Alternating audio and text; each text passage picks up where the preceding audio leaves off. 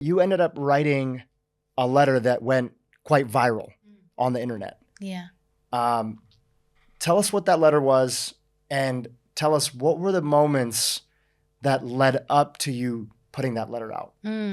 So something started to shift within me around, I'd say 2018, sort of late 2018, because I just started to notice that it was becoming very, very difficult to have really normal conversations. Conversations that a few years ago people would have been willing to have. People would have been willing to talk about differences. People didn't really speak about politics or infuse politics into everything. It just wasn't happening in the same way, let's say in 2014 or 15. But I think post 2016, with everything that happened in the US, with the elections, there's just something that shifted quite a lot. But I started to notice in about 2018 that I, just on a very personal level, was starting to struggle having certain conversations. And because I was already in the public eye at that point for about 3 years, I was seeing certain things that, around race especially, I would say that was the biggest entry point where I saw a lot of this for me. I was seeing a lot of things around how I should feel as a Black person, the beliefs that I should hold, the people that I should discard, the people that I should publicly name and shame, or the type of person, rather, that I should publicly name and shame. And a lot of mantras that I didn't really agree with, whether it's this idea that every white person has or is fundamentally racist and they have to spend the rest of their lives atoning for the racism that is within them. That's when a lot of that messaging started to be more mainstream, if you will. And there were some things that I understood and was on board with and would be still today. Conversations, very important conversations that I think need to be had. But there was a lot that I either just didn't agree with or had questions about. But I really felt that I wasn't allowed, and that word is really important. I wasn't allowed to ask questions, that I was somewhat betraying the movement. And the movement could be anything. The movement could be to do with race. It could be feminism. It could be to do with any ideology. But it was a visceral feeling that I'm betraying the movement by asking questions or pointing out contradictions. But I was kind of in the early stages of starting to notice this discomfort, and I didn't really think much of it. I could notice it and be like, okay, there's certain things that I want to say, but I feel like I can't say it. Okay, I just won't say it. There wasn't that deep discomfort just yet. There wasn't that awareness that I'm lying, that awareness that I'm betraying myself because I'm crossing my own boundaries by agreeing with things that I don't agree with. There wasn't that awareness yet. But I started writing about it. I just started writing and journaling for myself, certain things, certain questions. And very slowly over the next year, 2019, I started kind of speaking around the issue, even in some of my work that's still up now. I was speaking around the issue. So I would say things like, we need to be mindful of the types of people that we put on pedestals, because I was speaking to a lot of anti-racism content particularly was on the rise. And again, a lot of things that I agreed with and still do, but a lot of things started to feel very extreme and very much in the binary with no room for questioning. Us versus them. Us versus them. And if you have any questions, you would be assassinated in the comment section, and it would just be used as a teaching moment, you know? So there was something quite cultish and religious about that, which is when I started to write down these observations, that there's something quite cultish and religious about the way that we are going for progress. And again, I was part of different social justice movements, and I still am, because I think activism is very important. But I think there's a fine line between true on-the-ground activism, genuinely for progress, listening to people, being solutions-focused, and almost wanting to punish and humiliate and shame and get social credit but it's under the guise of activism. That's what I have a huge problem with. So I just started to write and kind of speak around the issue, talking about pedestaling, talking about this us versus them mentality, but I wasn't really saying it. So again, I still felt like I was lying, or at least withholding the truth. And then eventually discovering that it's self-censorship. What I'm actually doing is self-censoring. There's a term for this thing. So I started writing very, very slowly. And of course, 2020 is when everything hit an ultimate peak. I don't know what 2020 was like for you. Maybe you can share with me your observations and just the emotional charge and the intensity of that time and the pressure to speak and to toe the line in a very specific way. No room for anything that doesn't fit into what has been decided as the right way to be. And that's when my deep discomfort just led me to a point where I said, I'm not doing this anymore. I'm not playing this game anymore. I won't lie to myself anymore, because I was starting to make myself quite sick, not just mentally, but physically. And I know that when I'm very stressed or there's something happening internally, I get migraines. I've been getting them for 20 years. And I had migraines for the entire year. And to me, that was a very obvious physical sign that there was something happening internally that needed to be addressed. So I started very slowly writing what then became the open letter, Why I'm Leaving the Cult of Wokeness, which I published on the 1st of January, 2021.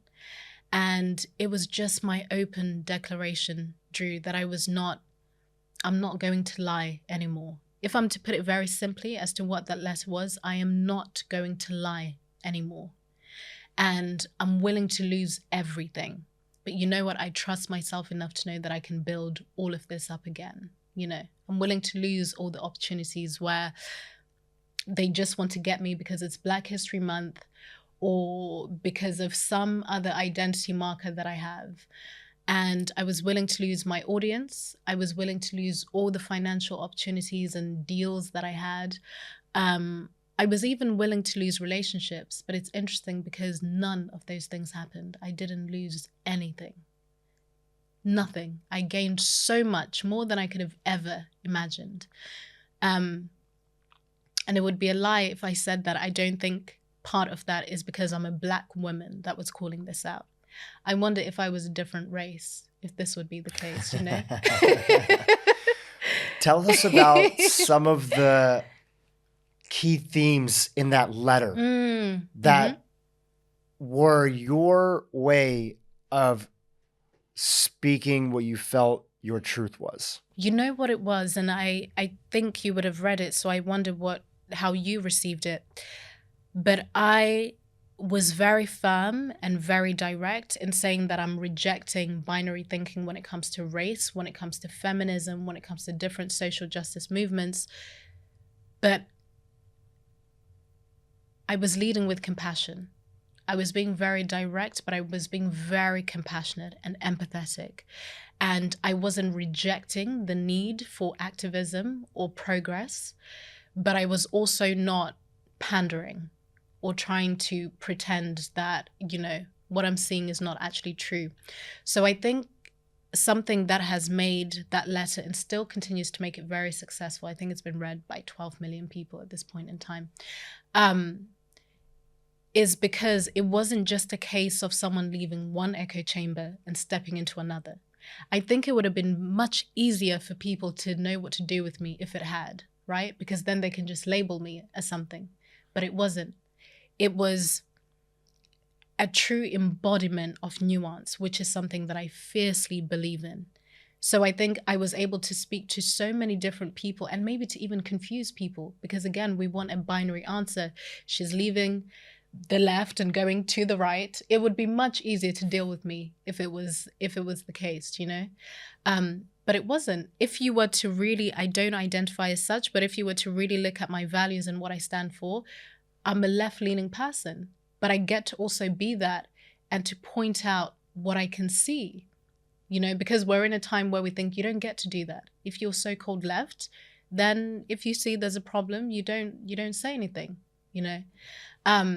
So I think I was still able to speak about the hard things and those no-go areas, but to do it in a very compassionate and loving yet firm and direct way, you know.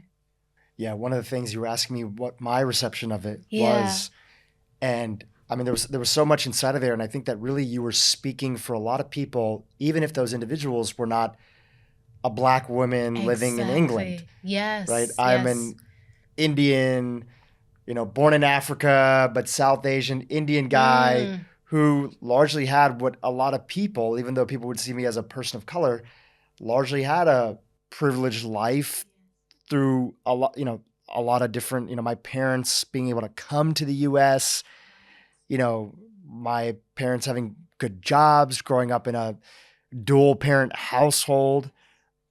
But as somebody who was reading from my end, is like this individual, Africa, is speaking up and saying, like, I refuse to be a victim. And that doesn't mean that there aren't abuses in the world. That doesn't mean that things aren't wrong in the world. But as soon as I step into your definition of what a victim is, you're going to want me on your team.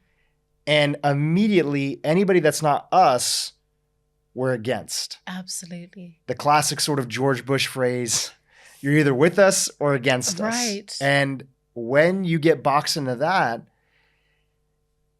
you have such limited thinking as a human being that it really, truly, that ideology, when you look and you study history, is the start of every atrocity that we know of. How do you get good, well-meaning people worked up to the degree that they're willing to go after their other fellow human being?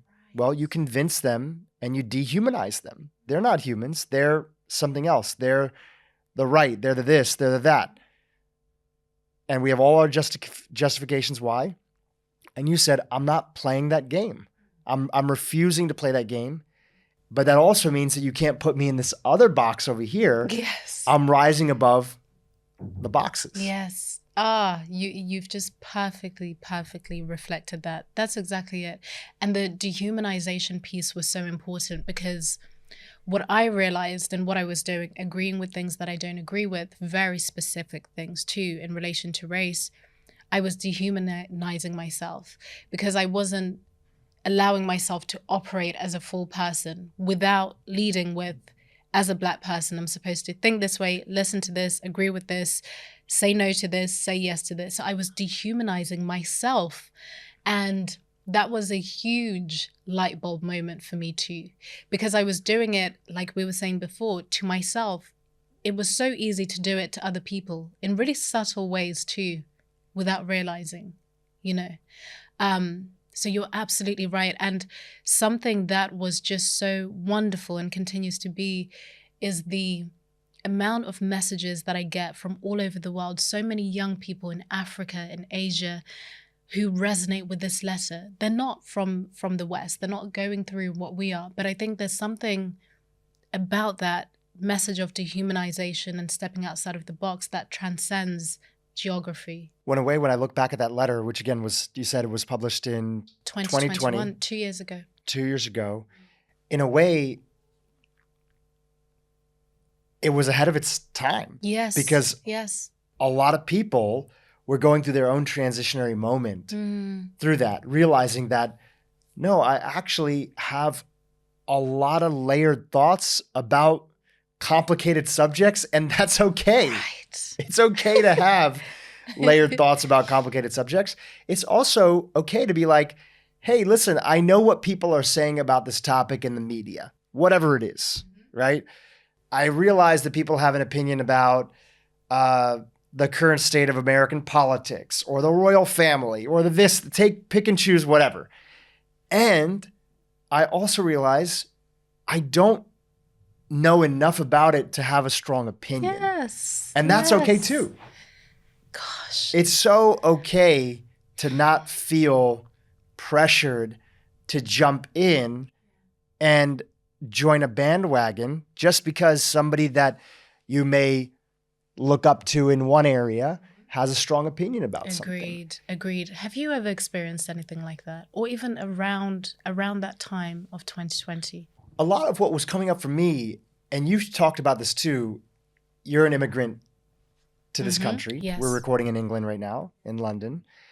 I'm an immigrant to the US. And as an immigrant, you have a very interesting perspective. People don't realize that, especially a lot of immigrants that come from Asia, South Asia, India, Pakistan, that kind of region, through probably a multitude of different things. But when they come to the US, especially my parents' generation, and we moved to the US in the 80s. We moved to the US in the mid 80s.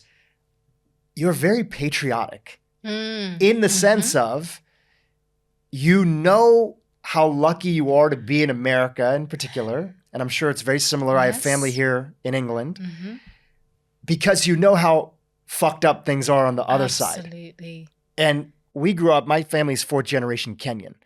And when my dad decided that it was time to leave, and there was a lot of beautiful things, and there's still a lot of beautiful things about Kenya, it was a very tough time in Africa where there was a lot of instability. And in particular, in the region of East Africa that we were in, there was a lot of examples of nationalism that was coming after, in particular, South Asians and Indians. And at that time, there was, the day I was born, August 1st, 1982, there was a coup attempt in Kenya. It was unsuccessful, but at the time, my dad dropped my mom off to the hospital. Back in the day, that's kind of what you did. And then, the nurses, the doctors would help the woman give birth, and they would call the husband and say, okay, you have a baby boy, a girl, come back to the hospital. There wasn't really like people like hanging out at the hospital because you didn't know how long the labor process would be. So my dad took my mom to the hospital because it was obviously clear that she was, starting labor, and went home to go to bed, woke up the next morning, and he turned on the local radio station in Kenya, and it was reggae music that was playing. And it's like a local news radio. And he was like, okay, this is weird. There's like reggae music playing. So then he said, all right, didn't think of it. But he said, let me just go on the BBC and see what's going on. So he turned on the BBC on his other radio. And it was like, okay, news alert. There's a attempted coup attempt in Kenya. The president has fled the country. There's a battle between a local rebel group in the army and the president's, guard. And we don't know what's going on. There's a curfew, and, there's reports of kidnapping, and, he's freaking out. He's like, I just dropped my mom off. Yeah. He just dropped his wife off to the hospital, and he doesn't know what's going to happen. Are we okay? Did she have a baby? Did she not? Have they been kidnapped? Or, what's going on with all this stuff that's happening? My mom, on the other perspective of things, was in the hospital and is like hearing all these noises, seeing commotion of like nurses and doctors running around. She gets taken from the upstairs down to like the basement area of the hospital, and basically a ton of doctors and nurses leave, and she's left there with just a couple of nurses that are there to tend to her. Ultimately ends up giving birth on August 1st morning around 6 a.m. Here's like fire. Here's what she thinks is, firecrackers outside or this. Little does she know, they're like bombs and gunfire and other stuff. There's battle literally on the streets, and then starts to see some soldiers, wounded soldiers being brought into the hospital. All to say this, fast forward, it all worked out. Of course, I'm here. My parents are okay, everything. But that moment of instability really made my dad feel, even though it took a few years for us to end up moving out of Kenya and we came to the US, it really had the contrast of saying, America truly is the land of opportunity. Right. And there was so much deep appreciation of what was possible in America if you worked hard, if you were able to, do things comparatively to where they were. That doesn't mean it's perfect. That doesn't mean that my dad didn't experience some forms of racism or this or that. Sure. But they knew the contrast of what it was. So in the height of everything that was going on in 2020, a lot of my upbringing was this contrast as an immigrant of realizing and hearing from our parents about all these things that were possible in America that were not possible where they came from.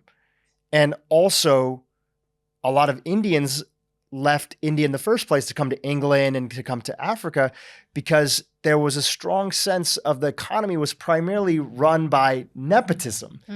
You got a job if you knew somebody. You know, not if you were smart and went to school and things. Now India is a completely different place. Okay.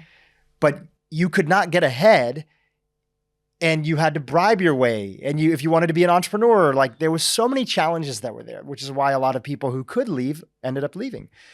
So when I grew up, I was living in the South. We first lived in Nashville, Tennessee. Then we moved to Texas. Then I grew up in Delaware.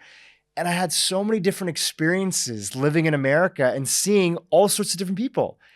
I saw Indians who were more racist than anybody that I had come across. Right. I had Black friends in Delaware who would speak in a way that you would look at it and say, okay, we don't want to maybe demonize everybody on the other. You saw that human beings are human beings. You can't lump one group and say this group is good, this group is bad, this group is this.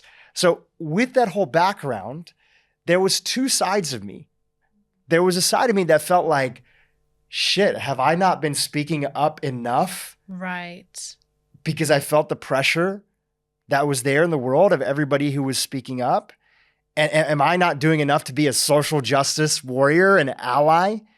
And if you're not speaking up, that's violence, right? We all remember the quotes at the time, silence is violence.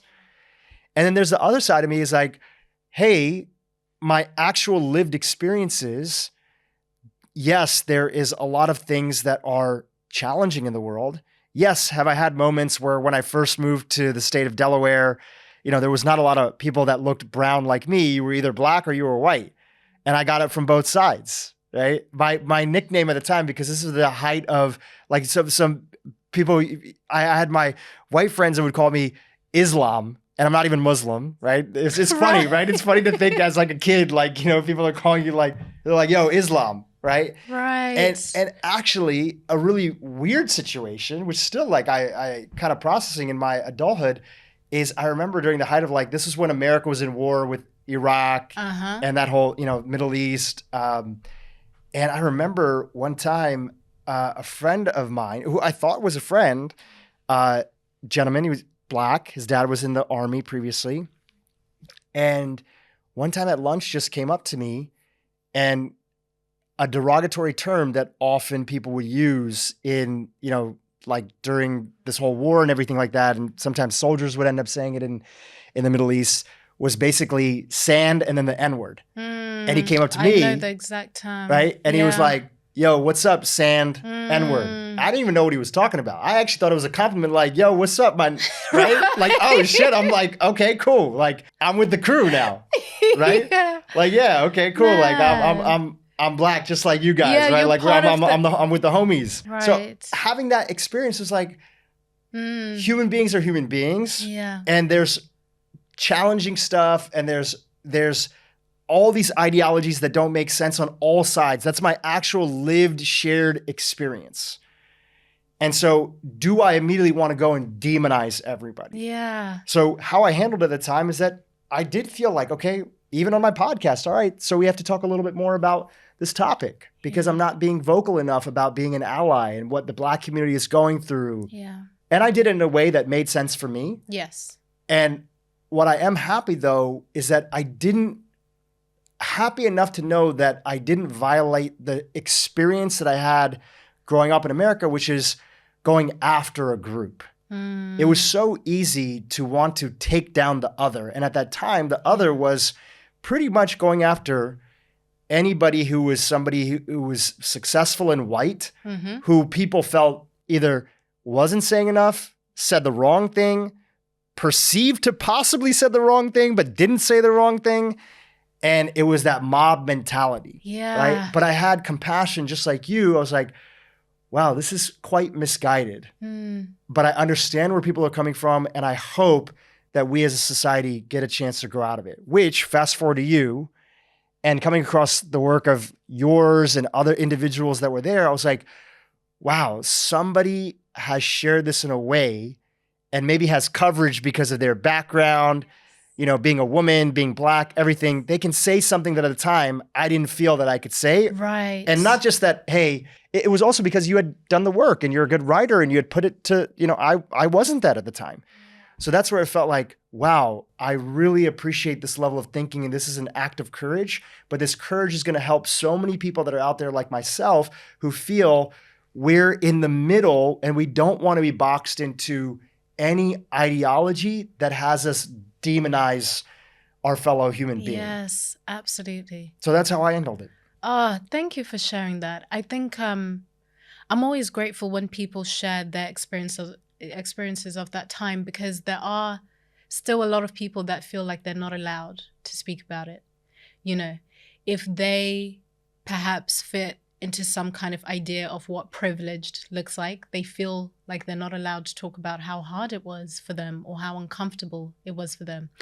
And I think it quickly became the mob mentality. It quickly became obvious that it wasn't about justice, that it was about sort of personal vengeance, a combination of even jealousy and envy. Now you finally have an opportunity to call that person out, and you can use social justice language to do so.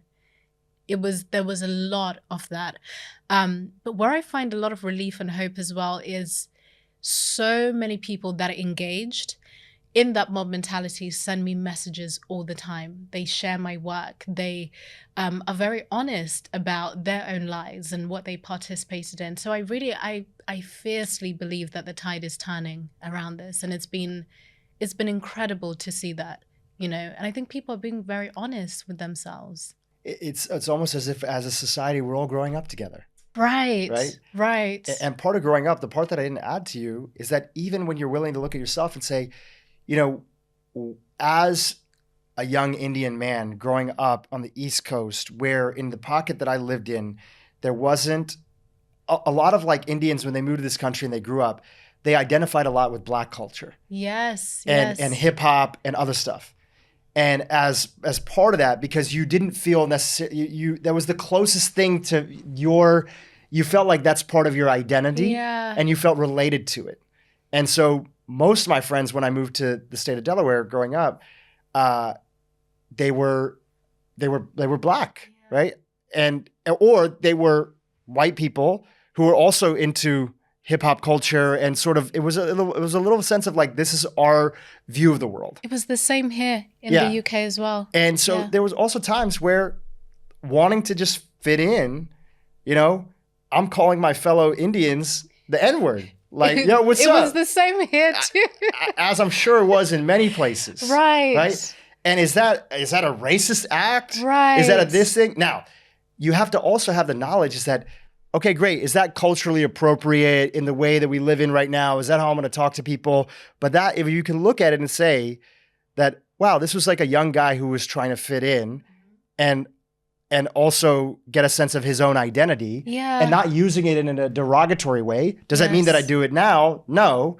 But how can you, if you can't also look at your own participation in things and understanding where you felt that you were coming from, how can you begin to have a sense of forgiveness for the world as well too, that, okay, great, they were just coming from where they were coming from. Absolutely. Oh, it's so good that you're saying this. These are things that I think about and speak about all the time with my friends, because if we continue to look at the past, and by past, we can use literally the examples that you're using right now of how people used to speak and be in the early 2000s, because it's such a, as you say, that I get so nostalgic because it was just like that in the UK. Yeah. And I think it's still like that, just it looks different, But if we continue to look at the past and that timeline through the lens of 2023 and our values now and how we speak and how we are, we'll be perpetually offended. There's always something to be offended about. And I think we don't think enough about what was normal or normalized at the time and how were people relating to one another, because no one really saw it as a big deal. Even when I was in school, no one saw certain things as a big deal. And yes, we get to change, we get to course correct, we get to realize, actually, maybe that wasn't so great, but we also get to move on from it. I don't think we have to be over attached to the past. And I think that's That's something that we've started to do a little bit. This idea that there is such a thing as the unchanged human being, that whoever you were 15 years ago is exactly who you are today. But the interesting thing is we know that's not true about ourselves. We're very quick to say, I'm not the same person that I was a year ago or 2 years ago, but we can't extend the same grace to other people. I think of another story around this time of 2020, 2021, 2022, is that as all the unfortunate events transpired in America, which sort of set off this global, reckoning on race that people were having, you had a lot of other minority communities also start to speak up about their own experiences. And there was a lot of good things that came up about it, of people talking about what they went through, in life. And there was a lot of shadow that was there too, right? It was all primarily directed at, this is what white people did to us growing up. And knowing some of those prominent voices and people that was out there, it's like we left out the part of, oh, here's what maybe our own community did, or here's what this other person who's also a minority, but you can't talk about them because they can do no wrong, right? So there was an article that came up one time. This was the first time I remember like writing a little bit online and kind of trying to have a dialogue in this space. And it was an article written from Indian woman's perspective on a website. And it was kind of making the rounds. I saw a lot of my friends in the yoga community sharing it, a lot of South Asians sharing it. I don't remember the title exactly, but it was basically white women have co-opted yoga. I saw that. And yeah, something like that, right? Some version of that. Mm-hmm. And I wanted to like sit and really actually read the article, understand where this person's coming from. And they were talking about yoga, and especially like the yoga influencers and yoga pants, and it being about this thing being sexy. And YouTube, when you go on YouTube, which is the second largest search engine, you look for like yoga, you're seeing all these white faces and these pretty women.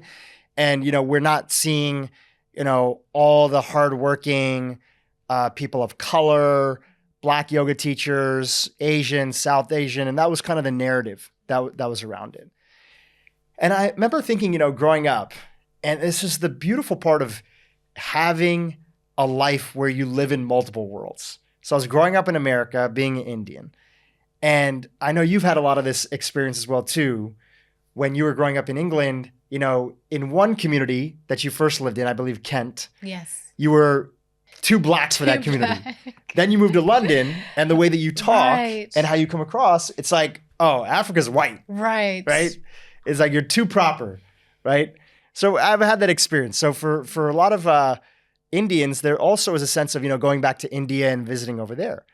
And I remember when earliest that I can remember, like in the 90s, like people starting to regularly like seek out yoga classes and stuff, but it wasn't even that popular, like the big brands and everything, just what I was seeing because I was in the wellness world adjacent. I had interest in that. Okay. And so I would go visit friends in Philadelphia, New York, other things when I was still in high school, and I would start to see the yoga movement start to really build and be excited about it. And I would go to India visiting family and things like that. And I was curious. I would say, oh, is like people like doing like yoga over here, or is there stuff happening? And none of my cousins had any interest in yoga. And in fact, in India at the time, yoga was primarily pranayama, like breathing classes, right? That's when you said yoga, that's what it meant to people over there. Nobody was really doing like physical classes and things. And as I would go between America and and India, and then I got really into the wellness world in the 2000s and everything, I remember seeing for the first time as yoga was really popping in America, people in India started to get much more interested. Now you go to India and there's a lot of yoga classes that are available, especially in like the big cities. There's a lot of people doing online yoga. I've never seen such a resurgence, even in my own parents, of being interested in yoga. So I'm reading this article and I'm thinking, okay, I understand where you're coming from and I have compassion for you, but also from the external lived experience that I've had, if it wasn't for all these Westerners who got into yoga, would be people even be doing yoga in India in the way that they are right now? And that's, again, when you take a step back and you look at these narratives that seem so black and white, and you say, okay, what is the deeper understanding of this? Let me look at it like a historian. Let me do a little bit of archival digging over here. And that's my genuine feeling and thought. And I still feel that today. And so I'm very thankful. Now, does that mean that people are trying to abuse yoga or do this or that? That comes with the territory of anything. Anything that gets popular will always be taken out of context or doing this or that. And that's just part of the journey. It's part of the journey. It's going to happen. And we have to have compassion and forgiveness and understand that even we do that. Even we, quote unquote, appropriate things from other cultures that are a big part of our life. It's just that maybe nobody's here to defend that culture anymore, right? Yes. Oh, I love this. And I really hope that this can be an invitation to people listening to just, when we see certain things, I think especially when we have a very visceral and physical response to it, we believe that to be the absolute truth because we've had such a response. We think, okay, then I should be upset. I should be this. But I continue, and I do this all the time. To this day, I'm not immune to that, to that feeling of seeing something and then instantly feeling something. But then I just as quickly, I train myself to be like, actually, what is the absolute truth here? Is this just a clip that I'm seeing? Yes, it is a clip that I'm seeing. This is only 2 minutes. It's probably a longer conversation that I need to listen to. But I think it requires patience, doesn't it? It requires patience. And again, I keep coming back to self-trust. You have to trust yourself enough to be like, actually, I don't think this is true right now. Could there be something else happening? But I think it's patience and just repetition and seeing it as a challenge to notice when you're riled up, but you don't have enough information, But I remember that article. I remember that time. I remember people sharing it.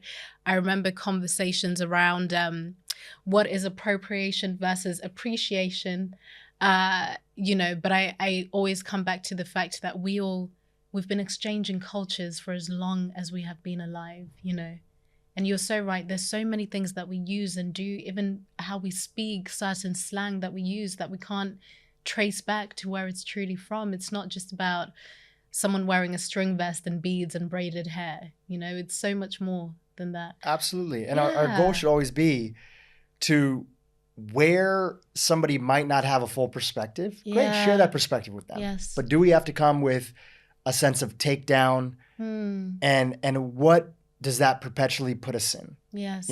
Again, going back to this idea that the more critical we are of other people in the world, that's a reflection that we're hypercritical of ourselves. Right. I don't know anybody that's super critical of other people who feels amazing about themselves. Me neither. Right? I don't know anybody that's like so much equanimity inside, but they're hypercritical on everybody else. That person doesn't exist. Yeah. I want to come back to your story. After you wrote this article and it started to spread and be shared by everybody who was really resonating with it, you started to get in the space of also being a coach and a consultant to individuals who themselves, in many instances, had experienced some version of canceling. Yeah. What were some of the key lessons, ideas, insights that you had during that time that led into your work of self-censorship? Oh, I love that. So I started consulting and mentoring in about 2018. And my main focus at the time was self-sabotage. How do people sabotage themselves in interpersonal relationships, but also in business? Because I've always been in the world of media and business and entrepreneurship for quite a long time, actually. And so it was very natural for me to become obsessed with this idea of self-censorship, when you get in your own way, when your behavior, but the things you say you want, are in direct conflict. What is actually happening there? So self-sabotage is something that I'd been working with people for a while. So when I realized that self-censorship is a form of self-sabotage, it just blew my mind, and it opened I'd just never thought of it. I've never thought of it. I had been supporting people in expressing themselves bravely, but I just didn't have that specific language of self-censorship until 2019, and it just revealed so much. So post 2021, when I started to make that a part of the work that I do, self-sabotage and self-censorship, with the idea in mind that self-censorship is a form of self-sabotage, I started supporting people who have either been misrepresented publicly, and a lot of my clients prior to that had been mainly people that are in the public eye, entrepreneurs, founders, etc., etc. So the transition was quite natural, actually, but I was also working with people that are not in the public eye. But the thing is, people that are hyper visible experience self-censorship in a way that most people will never understand. And for example, you're one of those people. When your audience is growing and your visibility is growing, something will happen on a subconscious level where you start to share in a different way, where you start to speak in a different way, because now there are more eyes and more ears and more room for critique. So when you bring awareness to the fact that there are more eyes and ears and more room for critique, and you're probably going to find kind of subtle ways to sort of shrink your true voice, that can actually allow you to speak in a very, very brave way. So I'm really fascinated by that. But something that I found was that it's no longer just people that are hypervisible that are worried about being misrepresented. You don't even need to have a public profile anymore. You don't even need to be. You don't even need to be online anymore. You know, because these things have started to trickle into our everyday lives. But something that I work with people on specifically is how do you allow yourself to create an internal safety? Because a lot of the time we're looking for the external safety, right? So for example, we want people to treat each other better online. We want people to not, rip each other apart in comment sections. We want people to allow us to express our differences, etc., etc. But I think a lot of us don't realize the importance of creating safety within yourself, the safety that allows you to say something that might go against the grain and feel like you can handle what comes. The safety that allows you to take responsibility for your so-called wrong thoughts. The safety that allows you to disagree, but to do it in an effective way. So I work with people a lot around communicating effectively. But I think ultimately it's about creating safety within yourself. And I think when that happens, there can then be that ripple effect where there's more people online that have created that safety within themselves, that when someone comes with a conflicting opinion or points out a contradiction or doesn't agree, will react differently, So I focus mainly on the individual. What can the individual do to create safety within themselves? But then for people that have been misrepresented on a large scale, it takes a very long time because it's about identity. When your sense of self has been so distorted on a mass level, it can be very difficult to rebuild that self-trust again. Very, very difficult. It takes a long time. So most of the people listening today are not going to be people that are in like the public eye. Yeah. And I think for that audience, I think the question often that people are thinking about, even when they resonate with this, is what are ways that self-censorship gets in the way of my life and my happiness and my joy? I would love for you to talk about that a little bit. What do you see are the ways that censoring ourselves, which is also, when people hear that, we're not talking about brutal honesty. We'll talk a little bit about what the opposite of self-censorship looks like. Yes. But how does self-censorship get in the way of our daily joy in life? So to really get into that, I'll start by giving the definition again, which is something that I do all the time. Please. Because not everyone knows what it actually means. So I want you to think of self-censorship as when you withhold your ideas, you withhold your opinions, you withhold what is actually true. And you're not doing this because you're being considerate of who's around you, of the context, etc. You're doing this because you're afraid. Okay, and I think this is a key piece. It's driven by fear. It's driven by fear. You're afraid that you are going to be punished in some way. And it's not a conscious thing. Even some of the most confident people outwardly censor themselves. But fear is the key driver. You're afraid that you're going to be punished, misrepresented, or cancelled, if we use the term that everyone's familiar with now. So there's a fear that drives it. All right.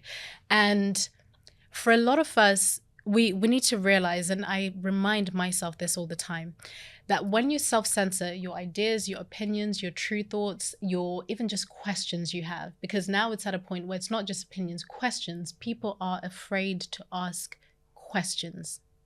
And that's huge. We really need to take note of that. And when that happens, you inhibit intimacy. You inhibit intimacy with yourself.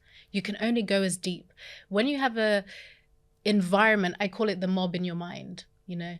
I see it as this kind of nameless and faceless mob in your mind that is just driven by paranoia and suspicion and punishment and shaming and humiliation.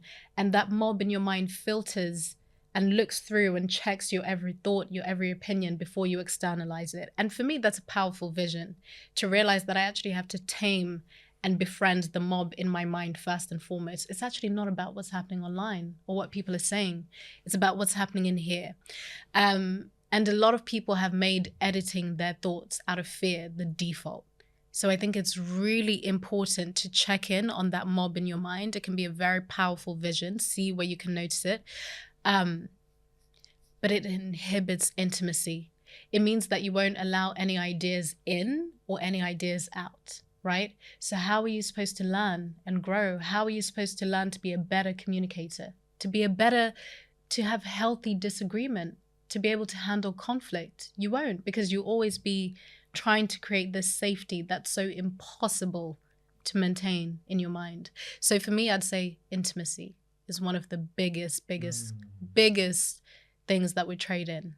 Is one of the phrases or voices of self-censorship in our minds, what if I speak up, if I share this need that I have, if I, ask this question, what will others think of me? Yes. Or what will this person think of me? Yes. Is that one of the phrases? I would say that's a big one. I would say that's the one that kind of underpins everything, but it just sounds a little bit differently. It can be, I will be cast out of the group. Maybe you're part of certain communities, not even just political communities or anything like that, just your friendship group, right? If I bring this up or ask a question or say, oh, I've been listening to this person that you all don't agree with, but actually they made a good point. If I say that or bring that to the table, what will they think? But not only what will they think, what if they cast me out of the group? I even see it in relationships. Oh, of course. The version in relationships that's often there is that, whether people are saying this consciously or not, is that, will this person love me still? Oh, that's if I express this need, if I have a question about a dynamic in our relationship, if I express this concern, if I talk about something I'm struggling with, will this person love me anymore? I love that. That really brings it back to the personal and to most people that are listening to this, because a lot of us struggle to express our needs because we think we're going to be rejected if we do that. Or again, like I did for a long time, we think we'll be punished for it in some way. So I think even those examples that you have given, I again invite people to see where they might be doing that in their own lives, because self-censorship is it's not just about what you're not saying online and what you really want to say politically or something that you're seeing in the culture, if you will. It's actually in your interpersonal relationships. You'll be able to see, maybe with certain people, you can speak quite freely, but maybe with a particular person or with a certain family member, for whatever reason, you can't actually tell the truth and say how you really feel, there was, we've had Gabor Mate on the podcast a couple times, and his last book, The Myth of Normal. Yeah. He really so eloquently outlines in the book how our regular lack of expression and not feeling the ability to be able to communicate that to others in the world, our needs, if we hold on to that too long, it turns into disease. Gosh. It turns into our body compensating in some way, and us, I mean, even we already know how deeply connected stress is. Right. And the byproduct of self-censorship, actually, I'd love to ask you, stress feels like one of them. What are some other byproducts of self-censorship if somebody's living in that for so long? What's the damage that it causes? Stress is a huge piece in this. And you know what? I think stress is one of those words that we hear all the time, and we've kind of become desensitized to it a little bit, that we kind of know intuitively what it means, but we don't really realize the gravity of it. And I gave you earlier a perfect example of what Gabor was saying. Me having migraines for an entire year because of lack of self-expression. A true physical cost. I couldn't intellectualize my way out of it, or there was a true physical cost to that. So stress is one of the biggest things. Stress and anxiety and a loss of appetite. And there can be just that undercurrent of paranoia that's always there, you know, because you're constantly policing and monitoring your thoughts. So there's always a suspicion, always monitoring your language. Am I saying the wrong thing? Did I say the wrong thing? Did they pick this up, but maybe they're not telling me that I said that? There's just a constant anxiety.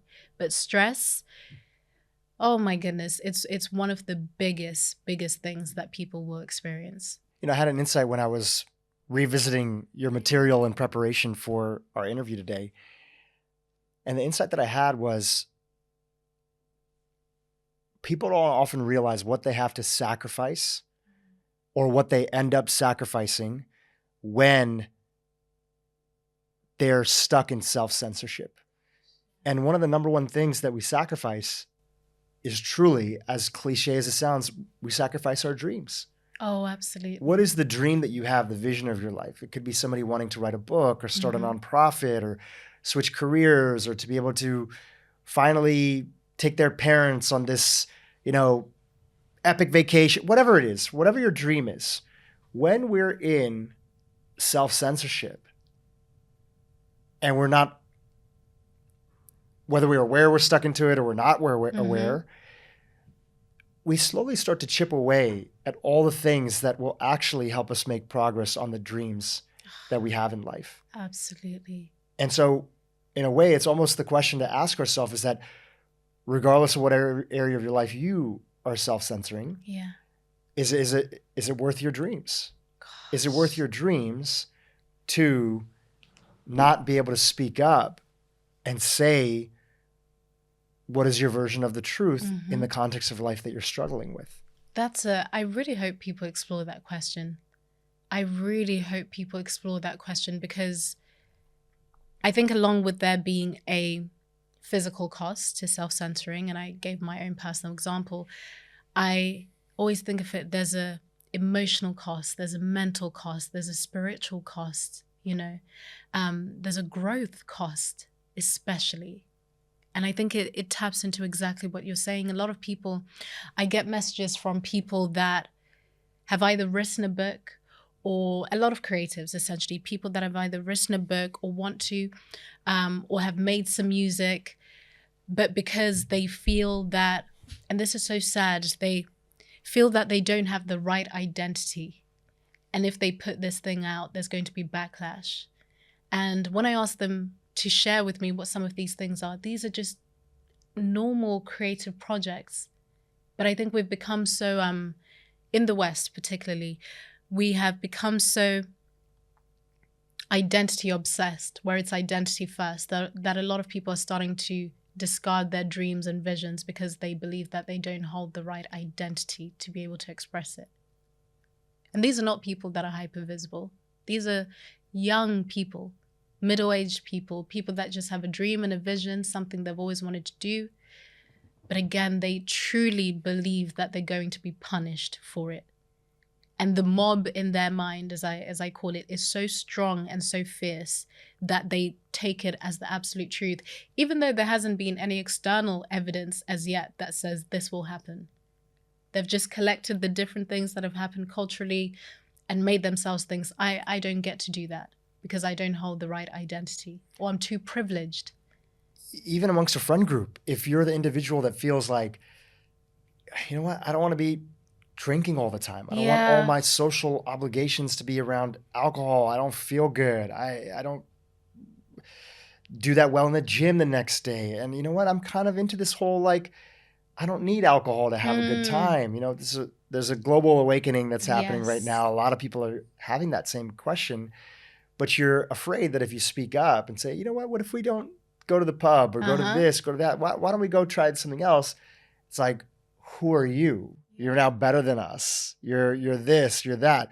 So even on a friend level, there's people that want to break the patterns that they have of engagement with people who they love and they care about, but they might have a particular way. Yeah. If it's not drinking for some people, it could be criticism. Yes. There are friends that they get together, their primary way of connecting, friends, family, siblings, is to pick at the world and to talk about what's wrong.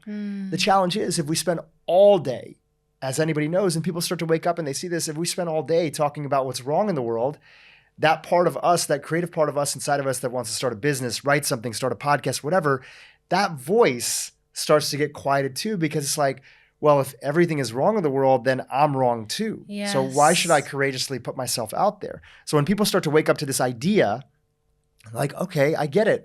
I don't want to be as critical of the world that's out there. If I want to find things to be upset at, that's very easy to do. Yeah. But it takes a little work to look at the beauty in life, but there's way more beauty in life. There's way more good than there is the negativity that's there. So you start to pull away from your friends or family, and you start to want to have a different self-censorship. Is even being afraid to tell people around you, like, I love you, I care about you. Oh, absolutely. But I don't want to engage in this way anymore. And what if we did this this instead? And sometimes people are so stuck in that world. So, you know, it also could be that we need a little break right now. Yes. And I love you. And if you really need me, I'm here for you. But I can't have this way of interacting with each other because it's a lot of negativity and it's bringing me down. But I just want to be clear, like, I'm here for you and I love you. I've done that before with friends in my life. Me too. At a very sensitive time where I'm trying to start a business or other things, and their negativity is totally polluting the air. But I have so much compassion for them. Who knows what their upbringing was? Who knows what their parenting was? And in most cases, we reconnected. And there was some appreciation of, wow, I know that was tough for you to tell me, but thank you, because I started to re-question my own life. And now we're interacting in a different way. I love that so much. And you've just reminded me of something that I'm exploring quite a lot at the moment. And I share it with my clients, especially those that experience self-censorship. And I think this could be useful. I also define self-censorship as the fear to introduce yourself. And I love thinking about it in that way. So what I then invite people to do is to make a conscious reintroduction. Every time you spot yourself self-censoring, not wanting to tell someone that you love them, not wanting to tell someone that you actually need them, being afraid to ask for help, being afraid to even watch a teaching from someone that you used to disagree with, you know, and just see if you can get new information from it. Every time that you feel that fear, you have an opportunity to make a conscious reintroduction. And I think that's a really powerful way. I find that to be a very powerful way to kind of frame it. And I think it can give people, it's quite exciting, isn't it? This idea that I can spot myself withholding, and then in this moment, I get to reintroduce myself in a different way. Even if people are used to me being one way, actually now I'm going to bring a new part of myself out. And it doesn't even need to be loud and audacious all the time. It can just be very simple. That's how I think of it. You know, whereby you're sitting around the table with your friends, and that example that you've given of a group that comes together and gossip is what binds them, right? Gossip and criticizing and just pointing out people's flaws, you know, is what has kept you together for maybe a decade. You've been friends in school. In a moment where you would have agreed with something that's not actually true, maybe you say, actually, no, I don't experience him in that way. Maybe it can be that simple. It really can. Use it in your own language, in your own voice. But those shifts can be so subtle, because I think sometimes we think it needs to be big and audacious and loud. And I work with a lot of people who find my work, find my message, feel so motivated. Maybe they've watched all the podcasts that I've done, they've listened to my own, they're ready to undo self-censorship. And they feel motivated and so brave. So now they want to share this big thing that they've been withholding for a long time. And I say, no, that is not where you start. It's in the small, tiny little moments of every single day. Then we build those up, because those are the hardest things.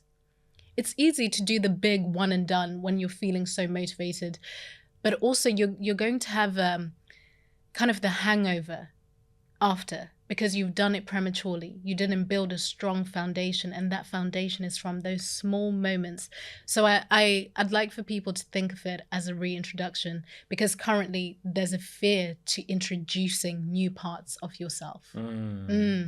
What came up for me when you were sharing that is that the layer of work that I'm spending some time around is also part of not leaning into self-censorship, is that it's also okay to say, here's what I thought before, yes, and here's how I've changed my mind. I've changed my mind. Or you know what, here, even, you know, we started off this conversation about everything that was going on in the world during, you know, Black Lives Matter, yes, and US and all the atrocity, everything that was going on. But on a more personal level that we all deal with, it could even be at work.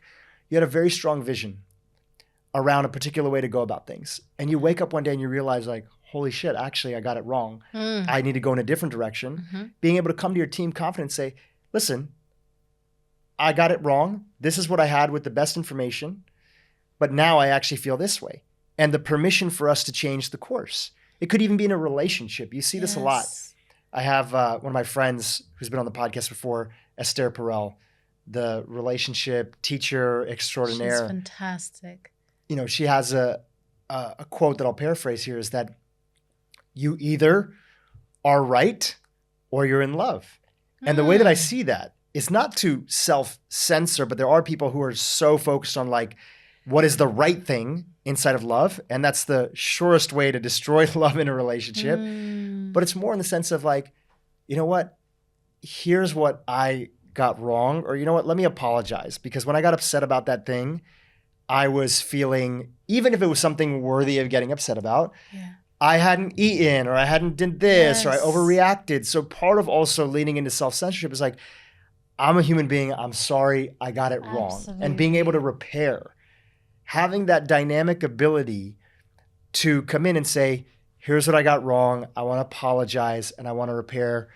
Can we reset? That's huge. Which is the key to so many relationships in life, including, of course, intimate relationships too. Oh, I love that. I love that. That's something that I think about all the time. And I really hope just through what we've spoken about, people can see that it's not this, it's not a concept that only applies to things that are happening culturally and socially and externally outside of you. We do it all the time in different ways, similar to what you said about lying right in the beginning. We do it in so many different ways, small ways to protect ourselves, maybe because we're tired, you know, maybe because you don't have the energy to say how you really feel in that moment in time. And I think it's fine. I think it's fine, you know. But when you start to feel that it's becoming your default to self-censor, that's what I would watch out for. And maybe that's worth just emphasizing, that this is not about trying to move from a state of monitoring into another state of monitoring your every behavior to check when you're self-censoring. I think this is why I talk about the social filter, which is really important. There's a difference between self-censoring, which is driven by fear. You're afraid that you'll be punished, misrepresented, cancelled, etc., cast out of the group.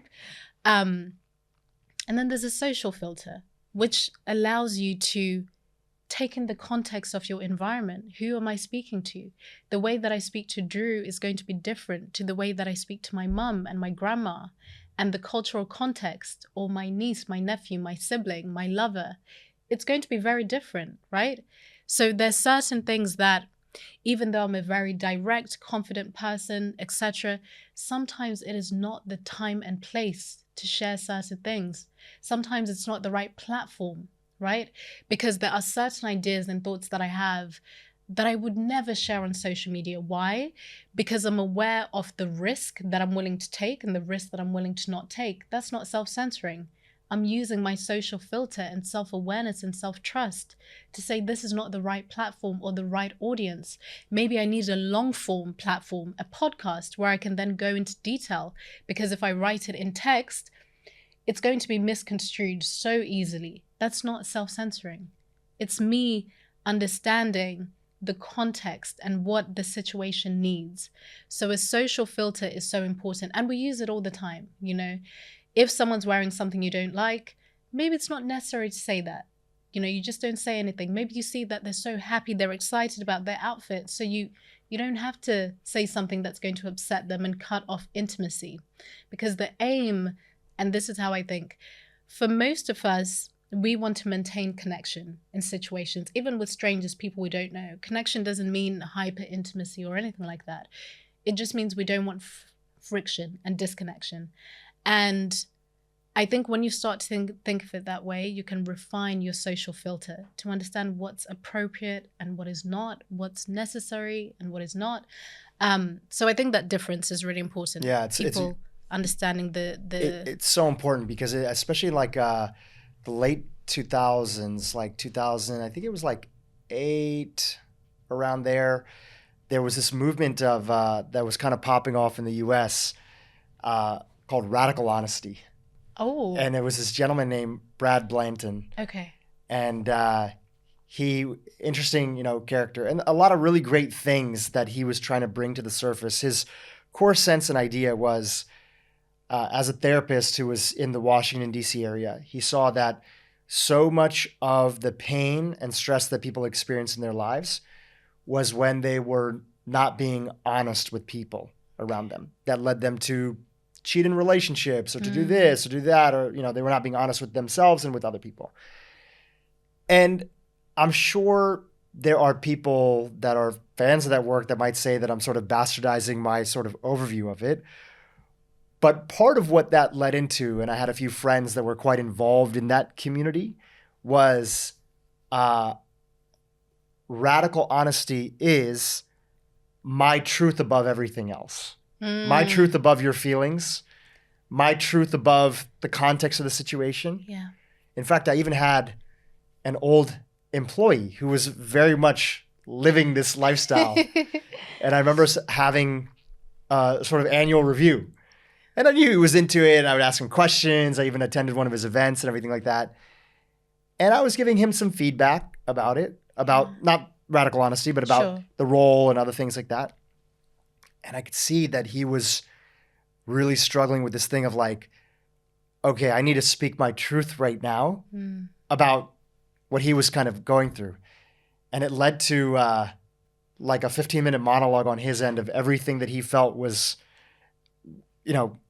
not right or needs to be addressed or other stuff, which there were some good points inside of it, but also context, situation, other things that were there. Like a lot of it didn't even have anything to do with, work. It was maybe our just relationship as individual, interpersonal. Right. And it was so much all at once that it almost, in a way, it undercut from the things that he wanted to bring in the situation.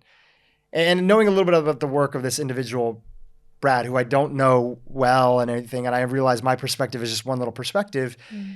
It was, GQ did an article with him and a bunch of things because it was very fascinating. People were like, okay, is this the road to happiness? Just being radically honest with it.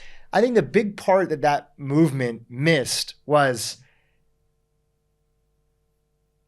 if you really believe everything you think, you're going to end up becoming a very miserable person. Gosh, just like your example of like the outfit situation. Somebody might be wearing something and your initial reaction might be, oh, I don't like that outfit.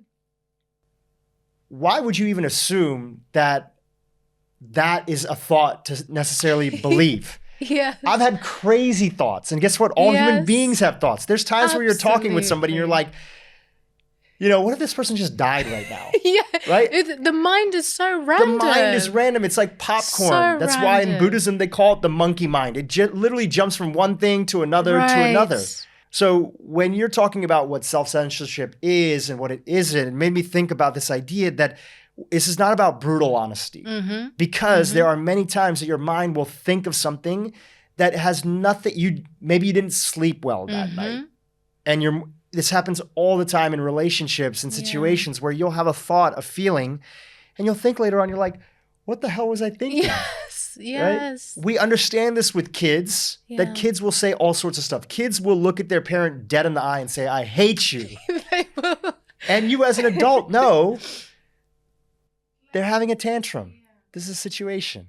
What do you do instead? You don't, well, some parents punish them, but you give them love and you say, okay, I love you. I'm here for you. And you might need a moment, take some time, and then let's reset. And what do? They cry a little bit, they come back to you and they say, I'm sorry, or whatever it is. Then it's a new Our day. mind is the same way. Yes. Our mind has all sorts of random ass thoughts that have nothing to do with anything. And so to believe everything that you think, have you ever heard of the term praise and blame are both the same? No. So praising somebody is putting somebody on a pedestal, which is different than gratitude. And blaming somebody is basically wanting to throw the pedestal at them, right? That the same person to give you praise is the same person to give you blame. And often, by the way, it's our own sense of self is we want to give ourselves praise.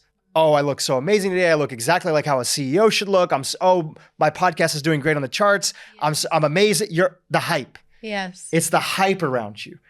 Well, what goes up must come down. And then the next day, you don't see that evidence or you see that critical review or that critical thought. Oh, I suck. How did I ever think that I was going to be good enough to do this? Why does anybody believe that I know what I'm talking about? Right. I'm a fraud. Yeah. So us putting ourselves on this pedestal is the same energy that's going to lead to us blaming ourselves for things that we think are going wrong in the world. And I see true awareness, which is coincides with self-censorship, as you see the full situation for what it is. There's no praise, there's no blame towards ourselves, towards other people. Yes.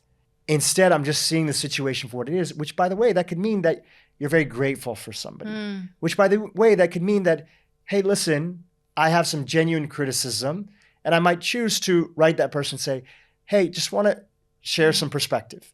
I don't think this was the best way to handle the situation. Yes. I think you missed out on this, this, and this, right? And I'm sharing this perspective because maybe you didn't see it in that moment. So it doesn't mean that you don't speak up, but it comes from a completely different energy, both towards the other and towards yourself. Absolutely. Absolutely.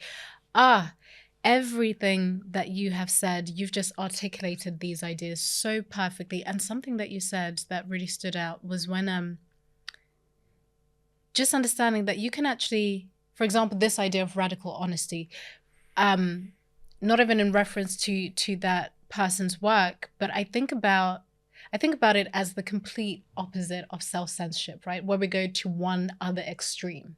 Because there are some people that come to me and they really resonate with my work. They deeply, deeply resonate with my work. But they tell me that self-censorship is actually not their problem. They're not afraid to say whatever is on their minds. They say it how it is. And they pride themselves on that idea, right? I say it how it is. This is not my problem. We need people to be braver, to just speak the fuck up, say what you need to say. Take a side. Just do. And then I always ask them, well, if you look at the relationships in your life, whether it's your work, your partner, etc., would you say that you're a effective communicator? So you say your mind, you say whatever is on your mind, you're not afraid, you will speak about it, you see something, you will share it online, you're not afraid to provoke, right? But are you being effective in that? And what is your goal? Is your goal connection or disconnection? Which one are you getting more of? And they're always getting disconnection. And they don't understand to begin with, because their problem is not self-censorship. They're at the other extreme where they don't consider the context. They don't consider the nuances. They don't consider the feelings of other people, because maybe there's someone who wears facts, not feelings, as a badge of honor, right? So they continue to experience disconnection and they don't understand why. And as you were speaking, that really stood out to me, that it's not about being at one extreme or the other. Every situation and person and information you receive, it requires a different response. If you're responding the same way every single time, it's not going to work. Whether it's self-censoring or the other extreme of it, where you have no refined social filter, where you completely just discard your social filter, you know? And it can lead you into self-righteousness, where you believe that your truth is the absolute truth. And anyone who doesn't believe it is a sheep, for example, you know? So I think there's such a big invitation to just dance in the middle a little bit. And I also think a lot of people resist this idea of the gray area and middle because they think it means that you don't stand for anything. And that's not true at all, you know, because that feeds into the idea that you have to choose, that you can either be direct and firm or you give away all your boundaries. We think we have to choose when actually you get to do both. You can be in the gray and still be convicted in some things. So true. It's truly a third approach. Yeah. Right? It doesn't have to be this way. It doesn't have to be this way. It's another approach. And I feel so enthusiastic. Obviously, we've been in communication about the fact that there's a book that's coming one day. Yes. And I think that people need, ultimately, when it comes out and you know you're ready to share and talk about it, of course, I want to have you back on. Yes. But people need language because at the end of the day, as human beings, it is our ability to communicate using language that allows us to talk about the past, talk about the future, to imagine, which is this unique ability that we have as human beings, and collaborate in a way and create a different experience of the world. And I'm seeing right now that even myself, I'm struggling a little bit with like, what are the words? Like even when you started to write about self-censorship, I would talk about that, but I would use a bunch of different ways of saying it. Like I'm not speaking my mind or I'm not saying this, but then you find a phrase that resonates with people. And now that becomes a tool in their toolbox to identify something. Absolutely. And so this new way of being, I'm excited because I feel like you're going to be giving language to it. And people say, oh yeah, you know, that's the approach that I want to have. Yes. Now, along with that, any approach can ultimately be bastardized, you know, once it has a name, but still we need names for things. I agree. Right? We need names to say that, no, I don't feel that way. I feel a little bit in the middle. I feel a little bit more independent. I don't resonate with that. I'm not going to join your team, your tribe, your this, so I can think that everybody who doesn't believe this way is lesser than. I feel a different way. So I am just so enthusiastic about your work and everything that you're continuing to build because once, you know this better than anybody else, but as I've started to speak up a little bit more, even in my own podcast, which traditionally was a podcast about brain health. I know. And then transformed to just being, you know, yes, we primarily do talk about health, but a big part of health is also too stress. A big part of stress is, are you speaking and are you speaking your truth in the right context in a way that expresses the needs and concerns that you have, which goes right into self-censorship. As I've started to speak up a little bit more about my opinions, stories, experiences, and do it in a way which I feel like I have a little bit of a gift for asking questions and things like that, people have sort of say, I'm in that boat too. I am a mother living in Texas or Alabama. And yes, I didn't grow up South Asian or Black like Africa or this, but here's the experience that I had. And you realize that everybody's going through the same human experience in their own version and story. So as you speak up, it's like, this is the silent majority that's out there in the world that's all having that common voice, but it's the loudest, most extreme voices that end up coming to the surface, unfortunately. Yeah, you're so right. And I love that piece on the community you end up building, you know, because one of the biggest things is that people feel like they will lose so much. Yes. I will lose everything if I speak. And I always say to people, I'm a realistic person, so I understand that that is a possibility, especially in the culture that we live in. It depends what the work you do is. What industry are you in? Are you online, offline? That is a possibility, but it's not the only way things can go. And especially when you find your way of doing things, because I think, not even I think, expression is an art form and communication is an art form. And when you find your own way, for example, you have found your own way to remove self-censorship if you had it, right? Questions and the way that you ask questions, the way you share your story, the way you admit that you don't know everything, the way that you tell people that you will probably change your mind.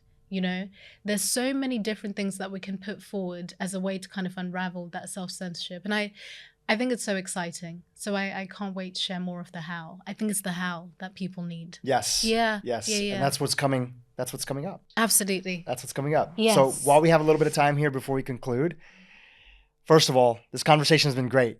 You know, when you first came in, we were both like, what are we going to talk about today? It's kind of like when people go to therapy and they're like, I don't know if I have anything to talk about with my therapist today. Like my wife and I, you know, we have a couples counselor that we go and see like once a month. And she'll always tell me beforehand, like, I don't know if we have anything to talk about. And then you sit down, you're like, blah, blah, blah, blah, blah. There's so much to talk about. It all comes out. And that's also just a sign of, you know, just being so excited to see you in person and to be able to connect and give you a big hug. And it's appreciation. My sister's a big fan. Kea, shout out to her. I think she might even be the first person to share some of your writings with me. Oh, wow. So I want to acknowledge her for a moment. Oh, thank you. But tell us a little about the ecosystem, what's going on right now, and a little bit of what's to come and how our audience can keep in touch with you. Oh, thank you. And before I do that, you have been such a great supporter for me from day one, from whenever you discovered my work.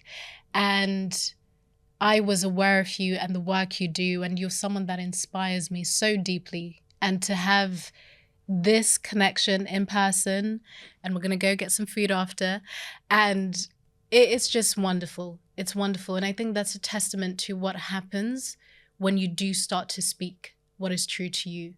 And I continue to experience the gifts of taking some kind of risk in order to be brave. And I get to meet and speak to people like you. And thank you. Thank you so, so much. Absolutely. You get so much more when you start living your truth and stepping into that in all aspects of life. There's so much more that you gain. It might be a little rocky in the beginning. You're a realist. You know that there are times, right, that happens. You lose people, loved ones, other individuals. They're not happy with you sharing and asking questions. But ultimately, I truly believe if you're willing to stay the course and you're doing it with the right reasons, you end up gaining so much more. I agree. Yeah. I really do. I am writing a book at the moment. So the book is essentially about brave expression in the age of intolerance. And I think that perfectly encapsulates where we are now and where people want to be, which is brave expression. And it can look like so many different things. And I'm doing a lot of research right now, collecting so many personal stories. So if anyone wants to share their experience of self-censorship with me, you can email me at hello@africabrooke.com, because I think stories allow for the knowledge to really sink in better, you know. And I don't just want to center myself. It's actually not about me. I'm just a vehicle for these teachings that I'm finding along the way. And I'm so grateful that I get to do this work. And I speak about it on my podcast, Beyond the Self. And I'm a very direct, no bullshit person, but I do lead with compassion and just honesty. And I think it's important to ruffle a few feathers along the way, and I'm willing to do that, but in a loving way. And so yeah, you and I will sit down again when the book is out, which will be soon within the next year. But I'm excited to just continue exploring it and to discover new ways of sharing this knowledge, because I don't want it to be academic or to be rigid or to feel so big, you know. I want it to feel very personal and doable. And yeah, that's what I'm working on right now. Beautiful. Well, I can't wait for that conversation. I can't wait for the book to be out there in the world. People need tools. They need a handbook. They need the how inside of this. Once they get the what and the why, they're also looking for the how. So I'm excited for your book to play a huge part in that, because we are the silent majority. We're all waking up and we want a different experience of the world. And it truly is like, this is humanity going through its personal growth right now. I agree. It's humanity going through its personal growth.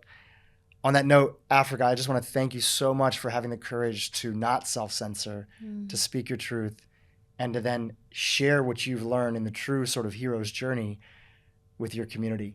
So I so appreciate you being on this podcast. Thank you, Dhru.